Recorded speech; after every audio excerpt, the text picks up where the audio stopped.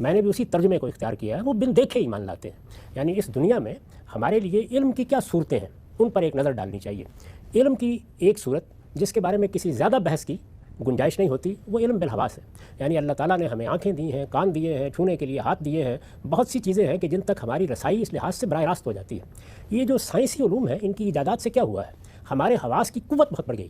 یعنی ہمارے کان ایک خاص حد تک سنتے تھے، اب ہم بہت دور کی آوازیں سن لیتے ہیں۔ ہماری آنکھیں ایک خاص حد تک دیکھتی تھیں، اب ہم نوری سالوں کے فاصلے پر دیکھنے کے قابل ہو گئے ہیں۔ تو ہمارے حواس کی قوت بہت بڑھ گئی ہے، اور اس قوت کو بڑھانے کا باعث کیا چیز بنی ہے؟ یعنی یوں نہیں ہے کہ انسان کے اندر کوئی تبدیلی آ گئی ہے، آلات ایجاد کر لیے گئے ہیں۔ یعنی وہ ذرائع پیدا ہو گئے ہیں کہ جن سے ہم اپنی رسائی بہت دور تک بڑھا لیتے ہیں۔ اصل کے لحاظ سے دیکھا جائے تو وہی علم بالحواس ہے۔ یعنی ہمیں جو چیزیں اللہ تعالیٰ نے عطا فرمائی ہیں اور قرآن میں اس کو بڑی نعمت قرار دیا ہے، یہ ہماری آنکھیں، یہ ہمارے کان، یہ ہماری سوچنے سمجھنے اور چیزوں کو عکس کرنے کی صلاحیت، تو اگر آپ غور کریں تو اس کو ایک لفظ میں اس طرح ادا کیا جا سکتا ہے کہ ہمارے علم کا بہت بڑا حصہ ہمارے تجربے اور مشاہدے پر مبنی ہے۔ یعنی ہم چیزوں کو مشاہدے میں لاتے ہیں، جب وہ ہمارے مشاہدے میں آ جاتی ہیں اور پھر بار بار تجربے سے گزرتی ہیں تو وہ ہمارا علم بن جاتی ہیں۔ اسی کو آپ آگے بڑھ کے یوں کہتے ہیں کہ جب کچھ چیزیں ہمارے تجربے میں بار بار آتی ہیں تو پھر استقراء کے نتیجے میں، انڈکشن کے نتیجے میں وہ عالمگیر صداقتیں بھی بن جاتی ہیں۔ یعنی ایسا نہیں ہوتا کہ میں سارے کووں کو دیکھنے کے لیے جاؤں کہ ان کا رنگ کیا ہے، یا میں ساری دنیا میں پھروں اور پھر مجھ پر یہ بات واضح ہو کہ ایک ایک جگہ میں نے پانی گرا کر دیکھ لیا ہے، پانی ہمیشہ نشیب کی طرف بہتا ہے۔ یہ تجربہ جب دسیوں جگہوں پر ہو جاتا ہے تو ایک علمی حقیقت بن جاتا ہے، اور پھر ہم اس کو علم کے طور پر بیان بھی کرتے ہیں اور آگے اس کی تعلیم بھی دیتے ہیں۔ تو ہمارے علم کا ایک بڑا ماخذ تجربہ اور مشاہدہ ہے۔ اب تجربے اور مشاہدے میں جو چیزیں آتی ہیں وہ بالکل واضح ہے کہ ہمارے سامنے اگر اصلاً دیکھا جائے تو وہ مادی چیزیں، یعنی اپنی حقیقت کے اعتبار سے وہ مادی چیزیں ہیں۔ یعنی مادہ اپنی مختلف صورتوں میں تجربے اور مشاہدے کی گرفت میں آ جاتا ہے۔ میرا اپنا وجود آ جاتا ہے اس لیے کہ وہ بھی مادی ہے، یہ کائنات آ جاتی ہے اس لیے کہ یہ بھی مادی ہے۔ اس مادے کے اندر اترنے کی صلاحیت بھی ہم نے پیدا کر لی ہے، چنانچہ ذروں کا دل بھی ہم چیر کے دیکھ لیں گے۔ اسی طرح کا معاملہ اوپر کی دنیا کے ساتھ بھی ہو رہا ہے۔ وہ ایک مادی دنیا ہے جو بہت وسعتوں میں پھیلی ہوئی ہے، یہاں تک کہ اب ہمارے پیمانے عاجز آ چکے ہیں اور ہم نوری سالوں میں اس کی پیمائش کرتے ہیں۔ یہ صورتحال بھی ایک حد تک ہماری گرفت میں ہے کہ بہرحال آلات کی مدد سے ہم کہیں نہ کہیں پہنچ جاتے ہیں، اور اس طریقے سے وہ بھی ہمارے تجربے اور مشاہدے میں آ جاتی ہے۔ کیا تجربے اور مشاہدے سے ماورا بھی کوئی دنیا ہے؟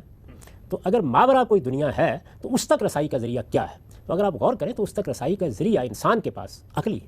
یعنی عقل کیا کرتی ہے؟ وہ یہ کرتی ہے کہ جو کچھ ہمارے تجربے اور مشاہدے میں آتا ہے اس کے لوازم کا ادراک کرنا شروع کر دیتی ہے۔ یعنی اگر یہ بات ہے اور ہم اس کو دیکھ رہے ہیں تو اس کے لازمی نتیجے کے طور پر یہ بھی ہونا چاہیے۔ مثلا یہ گویا کسی چیز کا تجزیہ ہے جو ہم جب آخری درجے میں کرتے ہیں تو پھر ہونا چاہیے کا ایک نتیجہ نکال لیتے ہیں۔ جیسے ایک بڑی مشہور مثال ہے کہ نیوٹن نے سیب کو نیچے گرتے ہوئے دیکھا تو توجہ ہوئی کہ چیزیں نیچے کی جانب گرتی ہیں۔ احساس ہوا کہ ہم اوپر کی طرف جاتے ہیں تو یہ ایک مشکل ہوتی ہے، ہم نیچے اتر رہے ہوتے ہیں تو اس میں آسانی ہوتی ہے۔ تو یہ چیزوں کا نیچے کی طرف گرنا یہ ظاہر ہے کہ تجربہ بھی ہے اور مشاہدہ بھی ہے۔ اب اس سے ایک نتیجہ نکالا گیا کہ کوئی قوت ہے جو اس کو کھینچتی ہے۔ اب ظاہر ہے کہ وہ قوت کوئی اساطیری قوت بھی ہو سکتی ہے، آپ عقلی لحاظ سے کوئی اندازہ بھی کر سکتے ہیں، لیکن یہ سب کچھ تو جواب ہے، وہ صحیح بھی ہو سکتا ہے، غلط بھی ہو سکتا ہے۔ یہ سوال عقل نے پیدا کر دیا ہے کہ کوئی قوت ہونی چاہیے جو چیزوں کو نیچے کی جانب کھینچے، قوت ہونی چاہیے۔ عقل ہمیشہ یہیں تک پہنچاتی ہے، یہ اس کے بس میں نہیں ہوتا کہ وہ آگے بڑھ کر تجربے اور مشاہدے کی جگہ لے لے۔ جو چیز تجربے اور مشاہدے سے ہم نے جاننی ہے وہ تو تجربے اور مشاہدے سے جانیں گے۔ کوئی چیز عین الیقین بنے گی تو وہ ہمارے تجربے اور مشاہدے میں آنے کے بعد ہی بنے گی، لیکن اس جگہ ہمیں عقل پہنچا دیتی ہے۔ اگر آپ غور کریں تو ہمارے جتنے مفروضے بنتے ہیں جن کی پھر ہم تحقیق کرتے ہیں، اسی طرح سے جتنے ہم نتائج نکالتے ہیں، جتنی چیزوں کو ہم اکٹھا کر کے ان کا کوئی نتیجہ اخذ کر لیتے ہیں، وہ سب ایک عقلی عمل ہوتا ہے۔ تو اس دنیا سے ماورا جو کچھ بھی ہے اس کا تصور کرنے کے لیے عقل دنیا کا تجربہ کرتی ہے، مشاہدات سے گزرتی ہے، تجربات اور مشاہدات کی بنیاد پر اس دنیا میں جو کچھ ہمارے تجربے اور مشاہدے میں آ رہا ہے اس کی بنیاد پر ایک رائے قائم کرتی ہے، پھر اس کے عقلی نتائج بتاتی ہے۔ تو یہ عقلی نتائج ہیں جن کو انفرنس یا استنباط کہا جاتا ہے۔ یہ عقلی نتائج یہ ہے در حقیقت جو مذہبیات کی بنیاد بنتے ہیں۔ یعنی جس طریقے سے اچھے فلسفے میں ہمیں توجہ دلائی جاتی ہے کہ ہم اپنے احوال کا، اس مادی دنیا کا تجربہ اور مشاہدہ کرنے کے بعد عقلی نتائج نکالیں، وہ عقلی نتائج ہیں جن کی بنیاد پر اچھا فلسفہ وجود میں آتا ہے۔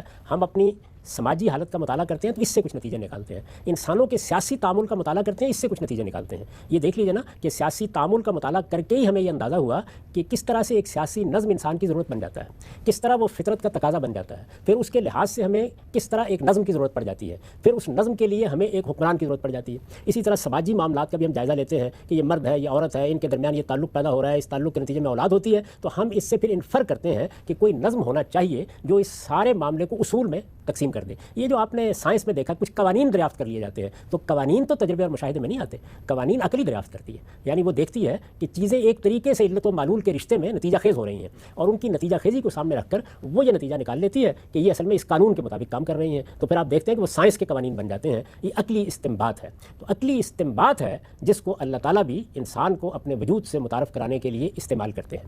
قرآن مجید میں جب استدلال کیا گیا ہے تو اس کائنات کے مشاہدات ہی کی طرف توجہ دلائی گئی ہے. یعنی زمین کو دیکھو, آسمان کو دیکھو, یہ تمہارے سامنے اونٹ کھڑا ہے, اس کو دیکھو, ان پہاڑوں کو دیکھو, یہ دیکھو کہ سمندر میں لہریں اٹھ رہی ہیں, یہ دیکھو کہ کشتی چل رہی ہے. تو یہ کیا ہے؟ یہ وہی تجربات و مشاہدات کی ایک دنیا ہے جس کو قرآن مجید بھی ہمارے سامنے کھولتا ہے. جب آپ سائنسی طریقے سے نئی معلومات حاصل کرتے ہیں تو بعض اوقات اس دنیا کے یہی حقائق بڑے سادہ حقائق ہیں, ایک دہقان کو بھی نظر آ رہے ہیں, صحرا نشین کو بھی نظر آ رہے ہیں, وہ سائنسی تحقیقات کے نتیجے میں بڑے غیر معمولی اور پیچیدہ عالم ہمارے سامنے کھولتے چلے جاتے ہیں. تو یہ دنیا ہے جس کا مشاہدہ کرنے کے بعد, تجربہ کرنے کے بعد پھر توجہ دلائی جاتی ہے کہ ذرا دیکھو کہ کیا یہ آپ سے آپ بن گئی. اب ظاہر ہے کہ ایک سوال ہے سامنے رکھا جاتا ہے, تو کس کو کہتے ہیں دیکھو؟ عقل کو کہتے ہیں کہ دیکھو.